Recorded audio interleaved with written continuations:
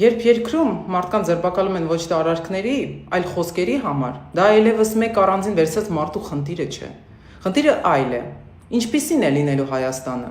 Ազատ, թե վախեցած։ Երբ երկրում հարցերը լուծում են վիրավորանքներով սոցիալական ցանցերում, իսկ այդ ժամանակ քո երկիրը շփոթում են Կամբոջայի կամ Ալբանիայի հետ, դա վերաբերվում է մեզ բոլորիս, մեր պատվին։ Արդեն 121 օր է, ինչ իմ ընտանիքը կանգնած է ոչ միայն հարազատ մարդու կողքին, այլ յուրաքանչյուր Հայաստանի Հանրապետության քաղաքացու իրավունքների ու արժեքների պաշտպանության համար։ Իմ հայրը կալանքի տակ է այն խոսքերի համար, որ կանգնած է եկեղեցու կողքին։ Մենք բոլորս կանգնած ենք և շարունակելու ենք կանգնել եկեղեցու կողքին ու պաշտպանել մեր արժեքները։